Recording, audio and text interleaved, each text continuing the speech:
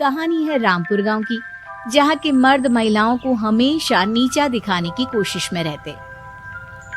अरे अभी तक खाना नहीं आया, क्या मुझे एक और शादी करने की जरूरत है? नहीं जी नहीं, ऐसा मत करना, वरना मैं कहाँ जाऊंगी।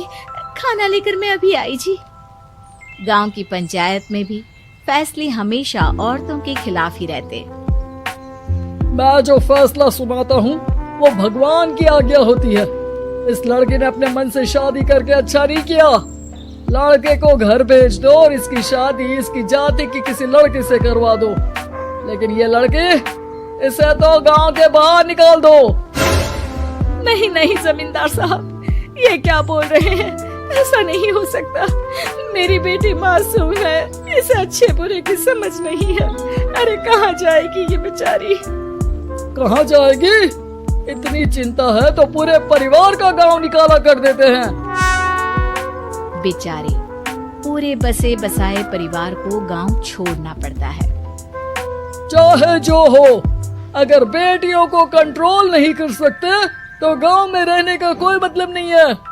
यहाँ औरतों को दब कर रहना होगा। कोई भी अपने हिसाब से कुछ नहीं कर सकता, सब ईश्वर की मर्जी से ही होगा। तभी गांव का एक आदमी दौड़ा दौड़ा आता है। सरपंच साहब, जमींदार साहब, वो कालिया है ना, उसकी बेटी पढ़ने के लिए शहर जा रही है। अच्छा, ये कब हो गया? और कालिया की हिम्मत कैसे हो गई ऐसा करने की? लेकर आओ उसे और उसकी बेटी को। बस फिर क्या था, हाजिर हो जाते हैं कालिया और उसकी बेटी सरपंच के सामने। और कालिया, ये क्या सुनने में आ रहा है? बेटी को इंजीनियर बना रहा है तू? और ये बता, गांव में तो स्कूल नहीं है, फिर कहां से इतनी क्लास पास कर गई तेरी बेटी? राधा, जो कि कालिया की बेटी है, उसे लगता है कि सरपंच उसकी तारीफ कर रहे हैं। सरपंच जी, मैंने ऑनलाइन पढ़ाई की है, डिस्टेंस लर्निंग से। सभी में मैंने अच्छे नंबर पाए हैं, जिसे देखते हुए शहर की इंजीनियरिंग कॉलेज में मुझे स्कॉलरशिप मिली है। वाह जी वाह, क्या होती है ये? पहले तो ये बताओ, फिर आगे की बात करते हैं। पूरा गांव राधा की बात सुन रहा था और राधा बोलती जा रही थी। तो ऐसे मैं फ्री में एक अच्छी शिक्षा लेकर गांव में जो कुछ परेशानियां हैं, जैसे बिजली, पानी और इंटरनेट जैसी समस्याओं के लिए काम करूंगी। मैं गांव को शहर से जोड़ने के लिए पुल का निर्माण करवाने का प्रस्ताव रखूंगी। मुझे पूरी उम्मीद है कि जल्द ही हमारा गांव भी तरक्की की राह पर चल पड़ेगा। राधा की बात सुनकर सारे गांव वाले ताली बजाने लगते हैं। सरपंच को समझ नहीं आता कि वो क्या करे। चुप रह नादान लड़की, गांव के खिलाफ जाने के लिए तुझे गांव से बेदखल कर दिया जाएगा, वो भी पूरे परिवार के साथ। और हाँ, अगर ठीक से गांव में रहना चाहती है तो ये पढ़ाई लिखाई छोड़ दे। हम तेरे लिए गांव का कोई होनहार लड़का देखेंगे। तभी गांव का एक आदमी बोल पड़ता है। अरे नहीं नहीं सरपंच जी, राधा बिटिया जो बता रही है, अगर वैसा हो जाए तो हम लोगों को पैसा कमाने के लिए बाहर नहीं जाना पड़ेगा। हाँ जी, और ना ही कोसों दूर पानी के लिए भटकना पड़ेगा। हमारे बच्चे भी अच्छी पढ़ाई कर सकेंगे और आगे बढ़ेंगे, ना कि हमारी तरह खेती करते बैठेंगे। क्यों गांव वालों, राधा बिटिया का साथ देना चाहिए ना। सरपंच देखता है कि गांव राधा के साथ है तो वो चुप हो जाता है। वो घर आकर अपने सलाहकार से बात करता है, जो बहुत ही चालाक किस्म का इंसान होता है। अरे सरपंच साहब, आपको बहुत ही होशियारी से काम लेना पड़ेगा। एक बार गांव तरक्की कर गया, यहाँ के बालक पढ़ लिए तो कोई ना पूछेगा आपको।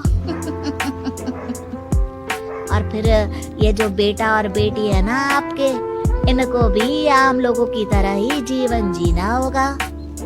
हाँ, लेकिन करे तो क्या करे?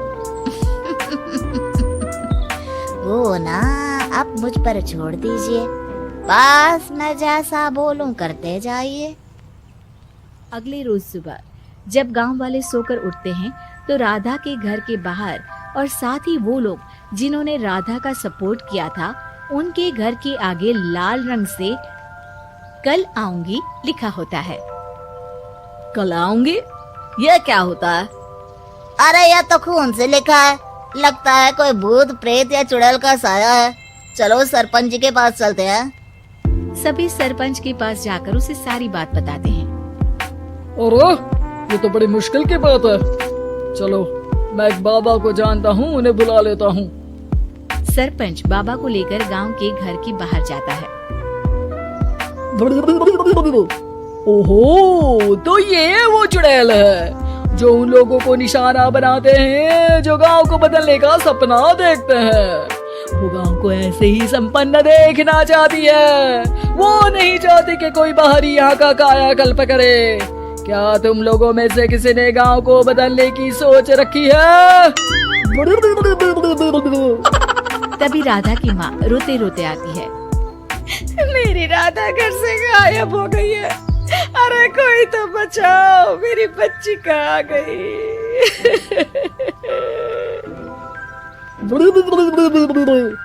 ले गई वो चुड़ैल, तेरी बच्ची को ले गई। अब वो उसे श्रापित करके छोड़ेगी, उस पर चुड़ैल का साया हो जाएगा। तभी बुरी सी हालत में राधा भी वहाँ आ जाती है। उसके बाल चुड़ैल की तरफ फैले होते हैं और कपड़ों में खून लगा होता है। सभी राधा को देखकर डर जाते हैं। माँ, पता नहीं मुझे कौन उठा कर ले गया था। अरे दूर हो जा चुड़ैल, अब हम लोग इस गांव में नहीं रुकेंगे। अरे कैसी बातें कर रहे हैं आप? कल तो आप मेरे भरोसे गांव का हुलिया बदलने, अपने बच्चों को पढ़ाने और तरक्की उन्नति की बात कर रहे थे, तो आज क्या हो गया आपको? ये फिर तुम लोगों को बहकाएगी। ये चुड़ैल गांव में आ चुकी है, ऐसे ही ये तुम्हारे घर के बच्चों को भी ले जाएगी। गांव वाले राधा को गांव से बाहर निकाल देते हैं। उसके माँ बाप रोते रहते हैं, लेकिन गांव वाले नहीं मानते। मैं भी अपनी बहन के साथ गांव के बाहर रहूंगा, लेकिन वो पढ़ाई नहीं छोड़ेगी। वहीं सरपंच के घर पर सलाहकार कहता है। देखा, सांप भी मर गया और लाठी भी नहीं टूटी। लेकिन अगले ही दिन सरपंच के घर के बाहर भी वही शब्द लिखे होते हैं। और फिर सरपंच की बीवी कहती है, हमारी बेटी को किसी ने अगवा कर लिया है। तभी राधा का भाई वहाँ आ जाता है। अरे गांव वालों, मैंने सरपंच जी की बेटी को देखा था। वो चुड़ैल उसे उठाकर ले जा रही थी। अरे क्या मजाक कर रहे हो? नहीं नहीं सरपंच जी, आप नहीं जानते। वो चुड़ैल अब आपकी बेटी में आ जाएगी, जैसे राधा के अंदर आ गई थी। तभी सरपंच की बेटी वैसी ही हालत में वहाँ आती है जैसे राधा आई थी। पापा, पता नहीं कैसे मैं गायब हो गई थी। चुड़ैल, इसके अंदर भी चुड़ैल का साया है, मारो इसे। अरे नहीं नहीं, इसे भी राधा के पास गांव के बाहर ही भेज दो। अरे चुप रहो, मेरी बेटी कहीं नहीं जाएगी और चुड़ैल वुड़ैल कुछ नहीं होता है। अरे कैसे बात कर रहे हो सरपंच जी? आप तो बोल रहे थे कि आपका फैसला भगवान का ज्ञान होता है, तो अपने पर बात आई तो अब आप ऐसे बोल रहे हैं।